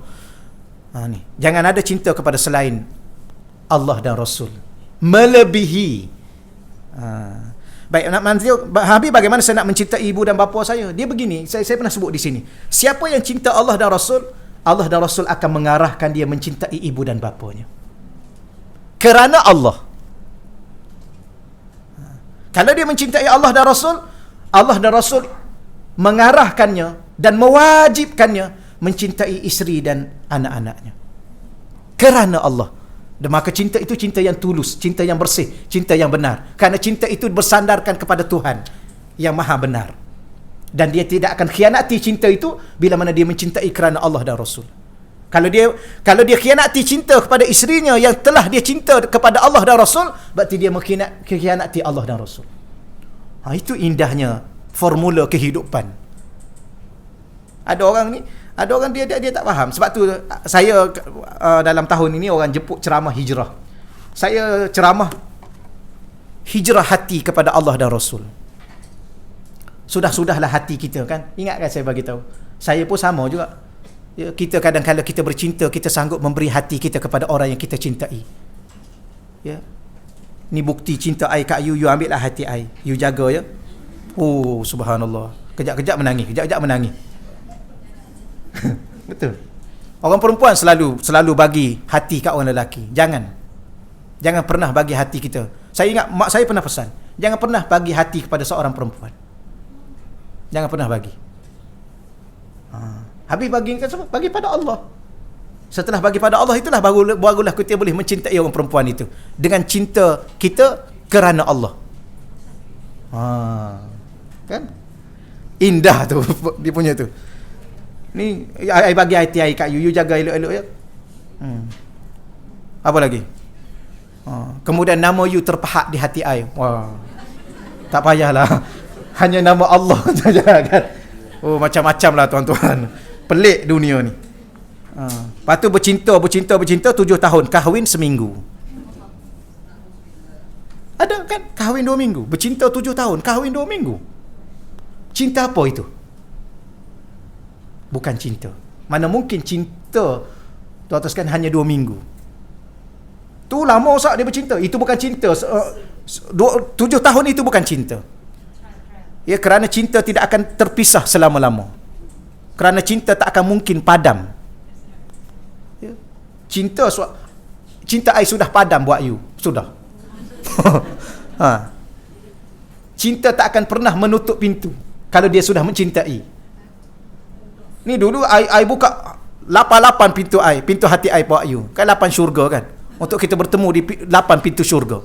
Subhanallah, bahasa Arab tuan-tuan kalau bercinta. Subhanallah. Anti hayati. Engkaulah hidupku. Ya, tanpa engkau matilah aku. Wah, padahal kawan tu mati, dia tak mati-mati juga. Tak adalah tuan. Itulah masalah hati ni. Maka hijrah hati ni bagilah pada Allah, cukuplah. Ya, dulu biarlah yang berlalu tu biarlah berlalu. Arab kata qad madha ma madha. Yang lepas biarlah lepas. Ya, pulang kembali jumpa suami minta balik. Ya. Minta maaf abang. Ya, hari ni I nak minta hati I yang I bagi kat you. You ingat tak? Dia pun dah tak ingat dah pun. Betul ke you bagi kat I dulu? Sudah, lagilah kecewa gitu. Siapa suruh bagi? Kenapa pula you nak ambil hati? I nak bagi kat Allah. Kerana I dah dekat nak jumpa Allah. Maka suami tu lagi sayang kat kita. Sebab apa? Sebab peluang dia makin cerah. Sebab kita dah nak meninggal. Tak adalah setakat tu. Allahumma salli ala sayyidina Muhammad. Sebab tu jangan cakap kat suami. Ya, Kak Sarwar selalu pesan kat saya, terima kasih. Ya, jangan pesan kat suami. Kau you nak kahwin biar I mati dulu. Jangan pesan gitu. Dia akan doa hari-hari bila lah dia nak mati. Tak ada. Betul. Allah, tajuk apa dah kita ni? Tajuk cinta. Minta maaf ayah ni ustaz ni tajuk apa pula ni? Kan kita bincang sekarang sedang cinta. Kata Imam Syafi'i pasal cinta dunia dan cinta Allah. Tapi orang sudah cinta kepada bukan setakat tak lagi cinta Allah, dia cinta dunia, dia cinta makhluk, dia cinta harta, dia cinta pangkat. Dia sanggup berpenak lelah kerana pangkat, dia sanggup berpenak lelah kerana makhluk yang dia cintai. Kerana cinta ini kuasa yang begitu besar. Ada satu kata-kata Syekh saya, Syekh Yusuf, dia kata apa? Dia kata as-salik ataupun as-suluk sayyarun, al-hubbu tayyarun. Kita dalam berjalan menuju Allah, kita kena berkenderaan supaya perjalanan kita selamat dan cepat. Tapi ada orang dalam dia berjalan menuju Allah, dia guna suluk. Maka suluk itu ibaratnya sayyarun, kereta. Tapi dalam berjalan menuju Allah, untuk mendekatkan diri sedekat mungkin dengan Allah, secepat mungkin, kena guna cinta. Kenapa? Al-hubbu tayyarun, kerana cinta itu adalah kapal terbang. Cinta tu diibarat kapal terbang yang dia boleh bawa kita dengan begitu cepat untuk sampai ke destinasi. Tapi berjalan begitu biasa-biasa ini adalah kereta. Yang kadang-kadang kereta ni ialah laju juga, tapi lebih laju ke kapal terbang. Betul ya? Itu ibarat lah. Baik. Kemudian kata Sayyidina Umar Al-Khattab radhiyallahu anhu, wailun, celakalah. Wailun ni satu perkataan yang mencela. Satu juga memberi makna wailun, neraka wail. Ada satu lagi makna wail, dia bukan neraka wail, tapi dia satu lembah dalam neraka Jahannam. Neraka Jahannam ada satu lembah yang dalam, disebut wail, disebut dalam kitab tafsir. Bacalah tafsir mana-mana pun disebut begitu. Maka wailun terjemah biasanya celakalah. Liman, bagi orang yang kanatid dunya amalahu, dunia adalah cita-citanya. Celaka bagi seseorang yang mana dunia ini menjadi cita-cita dia. Dia nak takluk dunia, kan? Berapa ramai dulu-dulu raja dulu-dulu, penguasa dulu-dulu, pemerintah dulu, dinasti apa kan? Kita belajar dulu, mereka ingin menakluk dunia. Kata Sayyidina Umar, wahilun. Dia begini, tuan-tuan. Yang kita duk bincang sekarang dunia-dunia ni, saya nak ulang lagi sekali. Habis, kenapa Allah lahirkan kita ke dunia? Bukan itu persoalannya. Ya, kerana yang menjadi masalah bukan dunia. Tapi tolong kenal dunia. Kalau bila mana kamu kenal dunia, barulah kamu tidak menjadikan dunia itu satu masalah kepada kamu. Ya. Sekarang ni kamu tertipu dengan dunia. Tapi yang masalah bukan dunia, kamu. Begitu. Itu persoalan sekarang. Okey ya? Baik, satu. Yang kedua saya nak sebut, dunia yang mana yang menjadi masalahnya? Nabi Sulaiman kaya raya. Sayyidina Abdul Rahman bin Auf kaya raya. Sayyidina Abu Bakar kaya raya. Sayyidina Umar khalifah. Sayyidina Abu Bakar khalifah. Habis apa masalah pangkatnya? Khalifah tu pangkat. Yang kaya raya tu adalah harta. Apa masalah? Tak ada masalah. Sudah. Habis masalahnya apa? Masalahnya kita sebab kita tak kenal benda tu adalah menipu daya. Tapi kalau kita ambil dia dan kita kawal dia, ya, tak ada masalah. Kita boleh derma berapa banyak kita nak derma, kita boleh bantu berapa banyak anak yatim yang kita boleh bantu, orang miskin yang kita boleh bantu. Nanti kalau macam ni ustaz saya ni ada nak buat bisnes ni, tak jadilah kalau macam ni. Tak, teruskan. Ada seorang tuan haji, dia umur 75 kot. Tan Sri di Kota Damansara. Ada satu kali tu dia sajalah jalan-jalan nak pergi ke kereta, dia pun berjalan. Dia kata, ustaz saya nak tanya boleh? Saya sekarang ni duk buat satu projek tempat peranginan lah. Tapi saya buat yang jenis mewah, yang ada konsep Islamik. Satu malam 3,000 ke 5,000. Kok masuk dalam tu dia rasa dia Islam. Tu. Saya tak tahu konsep bagaimana. Tapi dia orang yang sepatu saya selidik lah siapa dia ni. Memang orang bukan sebarangan lah. Orang yang dah memang berjaya, projek-projek besar, mega-mega. Okey. Apa pandangan ustaz? Sebab saya ni dah umur 75. Jadi apa yang kita belajar sekarang ni, yang kita share, kita duk bagi tahu, teruskan. Kan Nabi pesan kalau kita nak tanam pokok durian, kita sekarang ni sempat tak dengan pokok nak dapat buah durian? Agak-agak lah. Bila kita nak meninggal, bila-bila? Durian berapa tahun? 3 tahun, 4 tahun. Nak tanam? Tanam. Habis kita tak sempat makan, ada orang akan makan. Jangan risau anak cucu kita. Habis kita dapat pahala. Jadi saya pun tanya dia, kenapa nak buat? Salah satunya saya nak bantu ni lah. Bila mana ekonomi kita nak bantu ramai orang Islam yang susah-susah, dia kata. Maka teruskan. Macam ni. Kenapa? Habis tadi belajar dunia yang menipu daya. Bukan masalah dunia, masalah kita yang tertipu. Janganlah kita tertipu. Gitu je lah. Allah, ya. Kemudian wal khataya amaluhu, celakalah juga orang yang Dosa adalah amalan dia. Dosa tu menjadi amalan. Buat aja dosa. Tapi alhamdulillah dia selalu, alhamdulillah pula dah. Sebab kita faham juga selalu duk sebut.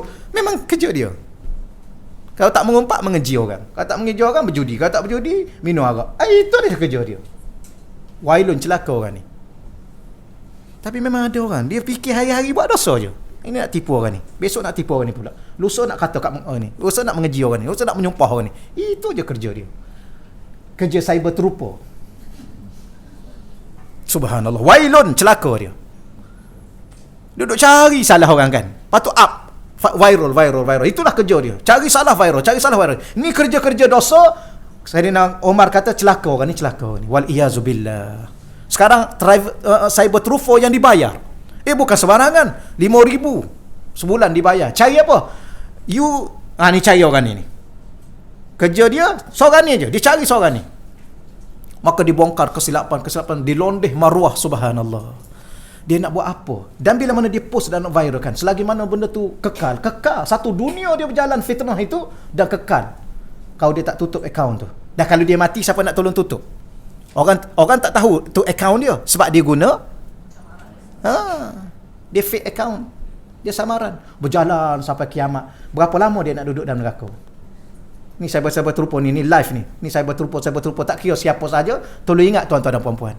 Ya, sayangkan diri sendiri dan anak-anak kita. Ya, tak kena gaya hasil itu hasil haram. Memanglah dah duk fitnah orang. Dapat bayaran, hasil itu haram. Bagi makanan haram ke anak-anak. Maka anak-anak hidup dengan darah daging haram. Anak pula jadi cyber trooper yang dapat harta haram. Bagi kat cucu pula, subhanallah. Ya, fikirlah 2-3 kali untuk hidup kekal di dunia bahagia selama-lama. Ya, walaupun susah sedikit lah. Memang susah sikit. Memang dunia ni, tuan-tuan, dunia ni memang tempat susah. Tempat sakit, tempat kecewa, tempat derita. Nanti jangan pula pergi tanya. Ada satu kitab hikam. Ya, Imam Ibn Athaillah Skandari. Dia kata dunia ni kalau begini-begini, itulah dunia. Kalau kita pergi mengadu, Syekh, kenapa saya ni selalu sakit? Kenapa saya ni selalu penat? Kenapa saya ni selalu susah? Jawapannya apa? Hazihi hiyad dunia. Dunia bukan hazihi. Dunia ni muannas. Subhanallah. Bahasa Arab ada satu aja benda, maka dia dikira muannas. Maka dunia ni perempuan. Sebab tu dalam Isra' Mi'raj, yang ni kan perempuan tua. Dunia ni perempuan tua, tapi memakai hiasan yang cantik. Masih lagi orang terpedaya. Maka bila mana ditanya, kenapa begini? Kenapa ustaz saya selalu sakit? Anak saya selalu macam ni ustaz. Kenapa suami saya buat macam ni ustaz? Kenapa isteri saya begini? Kenapa jiran saya? Kenapa? Hazihi hiyad dunia. Itulah dunia. Kalau ada orang, seorang ni dia okey. Selalu sehat, selalu bahagia, selalu kaya. Itu bonus bagi dia. Tapi biasanya orang macam ni tak ada bahagian di akhirat. Sebab tu kalau Allah bagi kemewahan banyak sangat, tolong minta maaf banyak. Cukuplah ya Allah. Cukup dulu ya Allah. Aku takut aku tak ada bahagian di akhirat. Kadang-kadang kita doa. Ada doa-doa yang mustajab. Ada doa-doa tuan-tuan sekalian yang mustajab. Kalau doa ni, kalau kita nak tu, lambat banget aja, insya-Allah kita akan dapat. Akhir sekali kita rasa takut. Yalah, kita tidaklah minta kapal terbang, taklah sampai minta kapal terbang. Ya Allah, dah lama dah nak kapal terbang sebuah. Pun dah dapat. Agak-agak lah tuan-tuan kalau nak minta dengan Allah kan. Tapi kita minta dapat. Akhir sekali kita takut. Cukuplah dulu ya Allah. Takut tak ada bahagian. Baik, kemudian wailun lagi, celaka lagi, golongan yang ketiga. Apa dia golongan ketiga? Azimu batnihi qalilu fitnatihi. Azimu batnihi ni buncit perutnya. Apa bukti? Apa dalil yang perut tu buncit? Makan banyak. Dan Islam memang dia tak suka yang besar-besar ni, dia tak suka. Memang dia makan banyak. Termasuk ustaz-ustaz. Betul. Tapi memang ustaz tu makan banyak, yang makan sikit tu ulama. Yang macam saya ni makan banyak. Sebab ustaz. Betul. Cuba tuan-tuan berkawan dengan ulama-ulama, dekat dengan ulama, sikit je dia makan. Sikit dia makan. Saya ikut syekh saya. Kita ni dah separuh hari daripada pagi, sebab ada satu kali ada jemputan makan di Pasir Putih, Kelantan. Ada anak murid syekh situ. Sekarang ni anak murid syekh tu dah jadi esko pertanian Kelantan. Tak apalah. Pergi, dia kata jangan makan di tempat lain. Kita dah sedia. Kita pun sampai ke rumah tu, syekh mengajar dulu. Lapar ni tuan-tuan. Lepas tu okeylah, disilakan makan. Syekh duduk depan ada satu kali. Ada ramai-ramai saya duduk sini. Kita. Tapi kita tak boleh mula kalau syekh tak mula. Syekh duduk. Syekh ni dia saja dia nak ajar kita. Kita lapar, dia tahu kita lapar ni. Bunyi dah perut ni. Dia buat tak tahu, dia sembang dulu. Bila syekh nak makan ni, kita nak mula dah ni. Nak mula makan. Syekh pun ambil sikit aja sikit. Kita sengaja syekh nak makan apa? Kita sengaja nak suruh syekh cepat sikit makan. Sebab kita nak makan ni. Kita ambil bubur letak. Jangan banyak kata dia. Qalil, syuaya. Letak. Kita pun ambil. Dia tengok cara kita ambil.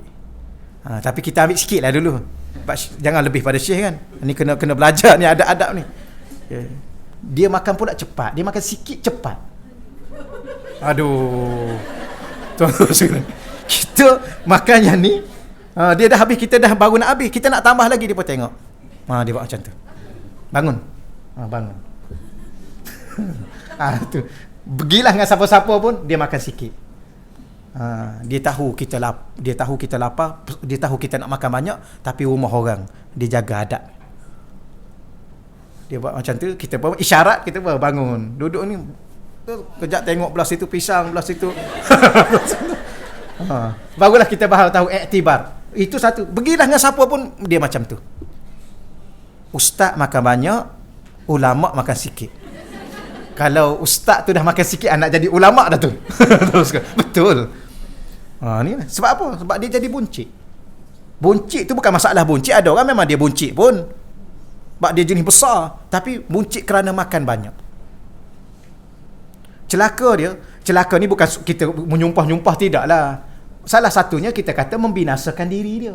Dengan sebab makan banyak itu penyakit macam-macam datang. Tengok sekarang ni kan yang muda-muda yang besar-besar badan tu kan, darah tinggi ada, kencing manis ada, gaut ada, dah lah badan besar. Lepas tu jadi imam pula duduk atas kursi. Saya minta maaf, saya pergi ada satu tempat tu, muda lagi tapi badan besar. Yalah, tapi orang-orang yang badan besar ni suara dia merdu sedap. Jadi imam duduk atas kursi, yang belakang-belakang ni berdiri. Jadi sepatutnya boleh, tak ada masalah imam duduk atas kursi. Jadi imam tu dah kira separuh. Qiyam tu 100%, duduk dah tinggal 50. Jadi dah tak sempurna dia. Imam mesti sempurna untuk dia cover yang belakang ni kalau ada yang tak sempurna pada bacaannya, pada rukuk dan sujudnya. Jadi kalau kita dah tak mampu, baik kita duduk belakang. Tapi kalau kita tak mampu sebab kita badan kita besar, kita nak duduk depan juga, habis orang belakang ni kalau tak kena gaya, yang datang belakang ni pula kori-kori pula. Baik bagi kat dia. Ya. Gitulah. Kenapa tu semua tu? Kerana makan banyak mungkin. Kita tak boleh, bukan dia tadi, yang lain.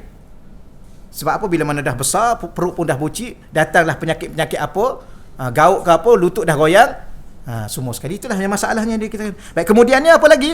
Qalilu fitnatihi, kurang cerdik. Sebab tu minta hikmah. Allah marzuqnal fahma wal ilma wal hikmata. Ya Allah, rezekilah kepada kami cerdik, kebijaksanaan, kecerdikan. Bijak dengan cerdik ni, dia tak boleh belajar. Belajar, dia hanya boleh jadi pandai. Dia tak jadi cerdik. Cerdik anugerah dari Allah. Mana dalil Quran, suratul Baqarah. Wa man yu'tal hikmah, sesiapa yang diberi hikmah, kebijaksanaan, faqad utiya, maka sesungguhnya dia telah diberi khairan katsira, kebaikan yang melimpah-limpah banyak. Maka hikmah itu diberi, tak boleh dicari. Cerdik atau bahasa bijak, dia tak boleh belajar. Pandai, tuan-tuan dan puan-puan, tak pandai apa? Tak pandai menjahit. Berapa ramai orang lelaki boleh pandai menjahit sebab dia belajar menjahit. Tak pandai memasak, boleh pandai memasak. Berapa ramai orang lelaki yang memasak lebih sedap pada orang perempuan. Satu dunia dia pergi memasak. Chef Wan, perempuan tak malu kat Chef Wan. Dia boleh pusing dunia dengan memasak. Kenapa? Kerana memasak bukan bijak, Pandai. Kalau orang bijak, dia tak memasak, dia buat hotel. Panggil orang memasak, dia bayar, pandai-pandai semua tu. Itu orang bijak. Betul ya? Orang bijak, dia buka restoran, dia tak pandai memasak, dia bayar. Sebab pandai boleh dibayar, bijak tak boleh bayar. Dia pandai komputer, kita tak pandai komputer, tapi kita bijak, kita buka kedai komputer, kita cari yang pandai-pandai komputer, duduk kedai kita, kita bayar. Yang pandai komputer yang ni bayar RM1,500, yang ni bayar RM2,000, yang ni bayar RM3,000. Kita dapat bulan-bulan. Ni bijak. Okeylah. Maka celakalah orang yang kurang bijak. Dan salah satunya ialah dalam melalui hidup ni, iaitu tertipu dengan dunia. Memang dia ni kurang bijak. Padahal dunia duk tipu dia hari-hari. Dia kejar lagi juga. Dia kejar tu pula, dia kumpul-kumpul, kemudian dia tinggalkan. Dia kumpul-kumpul, dia habiskan. Ni orang ni tak bijak ni. Ni kaitkan dengan dunia ya, dengan dunia. Kemudian alimun bi amrin dunyahu, alim pada urusan dunia. Celakalah juga orang yang alim pada urusan dunianya. Oh, dunia pakar dia. Pakar itu, pakar ini, pakar itu, pakar ini. Tetapi jahilun bi amri akhiratih. Jahil urusan akhirat dia. Sembahyang pun tak tahu rukun. Baca Fatihah pun tak betul. Dia ni pakar apa ni? Ni pakar ekonomi, ni pakar undang-undang, ni pakar teknologi, ni pakar ini. Fatihah pun tak betul. Subhanallah. Apa yang pakar? Subhanallah. Ambil exam, nak naikkan tahap kepakaran kan? Doktor kan? Doktor. Nak pergi exam ni Ustaz? Tolong doa saya. Doktor nak exam apa? Nak ambil pakar. Pakar pula ada bidang-bidang dia. Subhanallah. Sampai rorak yang kecil-kecil pun dia tahu. Saraf yang kecil-kecil pun dia tahu. Ya, jantung tersumbat pun dia boleh ambil daging lain tanpa kat situ. Macam-macam lah dia buat je.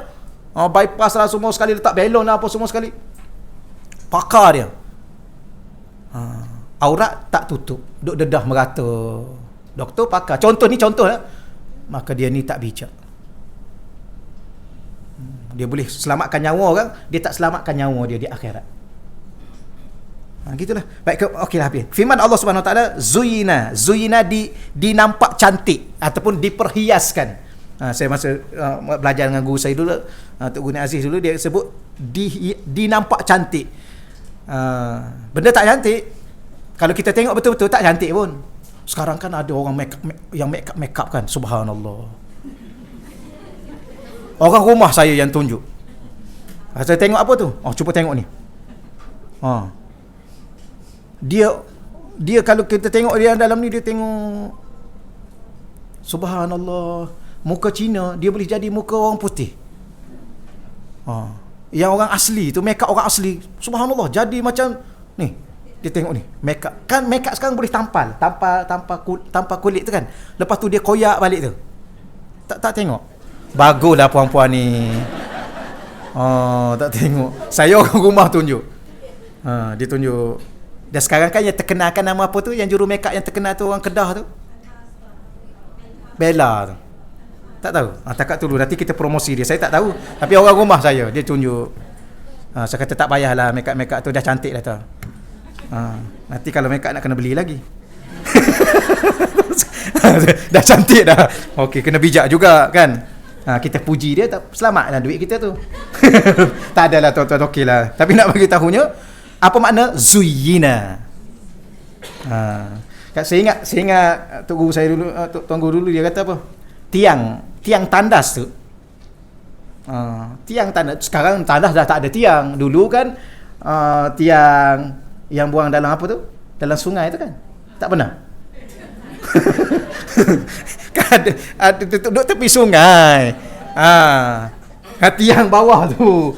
Dah apa? Berlumut semua sekali. Yang tu pun kalau kita ambil, hias cantik tu. Tiang tandas tu.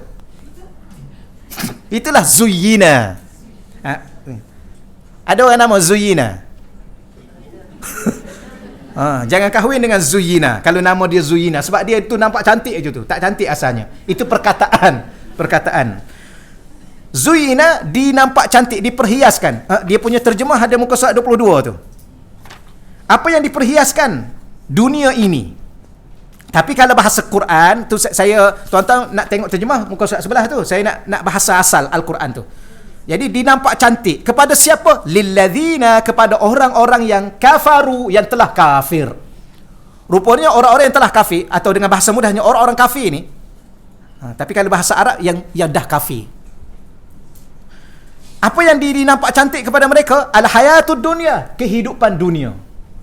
Oh subhanallah, mereka nampak dunia subhanallah begitu indah. Mereka lihat segala-galanya. Lepas tu kita tengok orang yang bukan Islam, orang kafir ni, memang dia buat sesuatu, memang betul-betul maksimum dia buat. Sungguh-sungguh dia buat. Mega sungguh. Menyanyi, subhanallah. Apa sahaja program dia akan buat. Ya, memang cantik sungguh. Kenapa? Kerana Allah hiaskan untuk dia begitu. Maka dia gairah dengan keindahan itu. Kemudian, وَيَسْخَرُونَ مِنَ الَّذِينَ آمَنُوا, lalu mereka memandang. Mereka memandang orang-orang, bukan memandang ni, sakhara ni, merendah-rendahkan, sombong. Kalau di sini sombong, mereka berlagak sombong dan memandang rendah. Okey, minal ladzina amanu, kepada orang-orang yang beriman. Orang kafir ni tengok orang Islam ni memang tak ada apa, tak ada nilai. Siapa bagi tahu? Allah bagi tahu. Dia senyum kat kita, dia kata dia hormat kat kita, dia baik-baik dengan kita, memang dia pandang kita hina sehina-hinanya.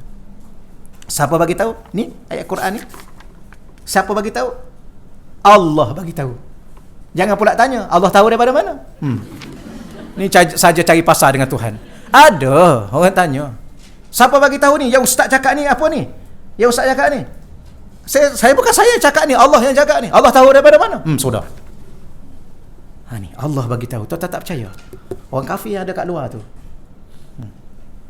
dia pandang hina kat kita semua ni. Dia pandang rendah. Allah bagi tahu. Dia baik ustaz, dia jujur, subhanallah. Dia jujur ustaz. Baik orang kafir yang jujur lah daripada orang Islam yang korup dan sebagainya. Kalau Islam pun dia korup, kafir lagilah. Ya. Kalau Islam pun menipu, baiklah baik orang kafir yang benar daripada orang Islam yang menipu. Kalau orang Islam pun yang percaya Allah pun menipu, orang kafir yang tak percaya Allah, tak payahlah. Gitulah. Kalau mereka betul-betul baik, Allah tak akan campak mereka dalam neraka selama-lama. Butakah Allah dalam melihat kebaikan? Mustahil. Kerana Allah adalah yang maha benar. Sebab tu Allah kadang-kadang dia guna Al-Haq. Ya? Al-Haq. Siapa Allah? Al-Haq. Tuhan yang maha benar. Kerana benar itu dari dia. Selain dari dia dan selain yang tidak percaya kepada dia, semua tidak benar. Menipu. Dia kata nak bantu kita, nak tak. Dia menipu. Baik, walladzina taqaw fawqahum yaumal qiyamah, dan orang-orang yang bertakwa. Lagilah kita sebut lagi sekali. Daripada sini kita dapat buat kesimpulan macam mana nak selamat daripada tipu daya dunia. Pastikan diri menjadi orang yang bertakwa. Gitulah. Macam mana nak jadi orang bertakwa? Minta dengan Allah, merayu dengan Allah, solat hajat kepada Allah. Ajarlah anak-anak kita daripada awal. Segala benda solat hajat minta dengan Allah. Kalau dia kata duit, dia boleh minta dengan Allah. Cuma Allah akan susunlah bagaimana nak mendatangkan duit itu. Cuma sebab musabab itu Allah akan susun. Tapi Allah akan bagi dengan cara yang paling. Sebab ada orang, tak ada orang, subhanallah, mudah aja dia. Dia duduk main telefon kat rumah, masuk. Dia main kat rumah, masuk. Masyuk. Kita keluar rumah, pergi satu hari, pusing. Tak masuk. Betul. Dia duduk main telefon kat rumah. Lepas tu tidur, bangun-bangun tengok, dah masuk dah. Main saham kan? Sekarang kan online je. Ada kawan saya dulu, saya ajak saya tu, Ustaz, mari kita pergi belajar pasal saham. Saya angka-angka ni tak pandai. Daripada dulu lagi. Tak pandai. Dia bukan otak kita jenis angka-angka. Matematik dulu pun dapat cangkul 7, cangkul. Nasib baik lulus. Tak pandai. Itu Ustaz dia tunjuk. Tengok Ustaz, tadi semalam saya duduk 1 jam aja Ustaz. Tengok saya dapat berapa? $3,000. 1 jam aja Ustaz. Sekarang saya ajar anak saya yang tu. Anak saya dah pandai. Sekarang anak saya dah ajar saya dah. Dia duduk sekejap aja. Tengok. Rezeki yang kalau Allah sudah itu. Okeylah. Allah. Akhir sekali Allah kata apa? Wallah dan Allah. Yarzuqu man yasha. Allah memberi rezeki kepada siapa yang dia kehendaki. Ini kita cerita pasal rezeki tadi. Allah yang bagi rezeki. Bi ghairi hisab. Tak terhitung. Tak terkira. Tak terkira dan tak terhitung itu menurut undang-undang dan peraturan Allah. Sebenarnya Allah nak bagi kita banyak. Tapi Allah sayang kat kita. Orang ni kalau bagi banyak dia lupa. Orang ni kalau bagi banyak dia lalai. Orang ni kalau bagi banyak dia buat maksiat. Cukup ni je lah. Saya pergi mancing baru ni. Minta maaf saya cerita sikit. Ada amalan-amalan memancing. Nanti saya bagi kemudian. Baca 4 hari 3 malam memancing. Kawan tu lah, kawan yang kaya tu lah yang ajaknya. Dia kata, ustaz ni mancing orang ada-ada ni ustaz. Tak apalah. Pergilah, pergi. Saya baca amalan. Tapi mabuk subhanallah. Sampai hari pertama tu tidur. Kita tengok orang angkat ikan 7 kilo, 6 kilo. Kita duduk tidur tak boleh. Bangun sekejap tengok, tidur. Saya. Tapi masa tidur kita duduk baca. Malu ustaz tak dapat ikan. Ustaz tolong datanglah, kalau macam mana kalau ustaz datang mungkin lagi banyak dapat, dia kata. Kita pergi tidur sekali. Sudahkah? Ya Allah tolonglah, ya Allah jangan malukan aku, ya Allah. Baca. Saya pun pasang ni lah, pasang lempar itu tidur. Subhanallah. Kemudian saya baca. Saya cakap, ya Allah, aku nak ikan 10 kilo. Sebab yang lain 7, 6. 10. Tuan-tuan, kalau dia saya mancing, saya baca, lepas tu baca dulu, ada baca dia, nanti kita bagi kemudian. Baca. Tapi kalau tak nak pergi, tak payah pergilah kan. Ilmu ni nak amal. Baca. Naik ikan duri. Besar juga naik ikan duri. Saya kata, ya Allah, ikan duri ni aku pergi pelabuhan Kelang pun dapat. Di sini ni pergi tengah-tengah laut 4 jam 5 jam ke tengah tu ikan duri. Lepas tu datang dalam hati, tuan-tuan, ni amalan tu datang dalam hati. Terima dulu apa yang Allah bagi. Terima. Allah minta maaf, ya Allah, astagfirullah. Duduk petang sikit, tuan-tuan sekalian, dia tu duduk petang memang naik 10 kilo ikan kerapu 10 kilo. Yang lain mesin dipanggil mesin Bangla tu. Mesin Bangla kan tekan dia bawa turun umpan. Nampak ikan kena, tekan dia bawa naik sendiri. Kita tengok gitu je. Tahu kan? Tak tahu juga. Baguslah. Saya ni mesin dah lah, mesin pinjam. Dah kita bawa mesin ikan kembung. Ustaz bawa ni pancing ni. Ni pancing ikan kembung ni ustaz. Ikan kembung baik pergi pasar. Tak apalah, pinjam mesin ni. Doa lah tuan-tuan. Alhamdulillah naik 10 kilo ikan kapu. Boleh ni. Sampai sekarang sakit lengan ni. 10 kilo naik. Berapa jam naik? Tak ada, dalam 15 minit naik. Duduk sekejap malam tu, ada orang sebelah saya dapat 12 kilo. Lepas tu duduk tidur ni, ustaz, ada orang dah potong punya rekod ustaz ni, dah potong ni. Saya pun baca lagi, besok pagi baca. baca. Ya Allah, dia boleh ya Allah, dia dapat 12. Nak 15 kilo. 15 kilo, ya Allah. Datang dalam hati, cukup je lah. Cukup je. Datang dalam hati ni, tuan-tuan. Bukan Allah ni, hati kita bercakap. Cukup dulu. Kenapa tuan-tuan? Sebab yang pertama memang kita nak 10 kilo tak ada masalah. Yang kedua, kita sudah nak potong orang. Kita niat dah tak betul. Maka Allah sayang kat kita, cukup dulu. Kalau tidak, takabur kita. Cukup lah. Bolehlah 10. Yang dia 12. Gitulah. Nak ceritanya apa? Allah boleh bagi 20 Allah boleh, 50 kilo Allah boleh bagi. Tapi bagaimana hati kita dengan Allah?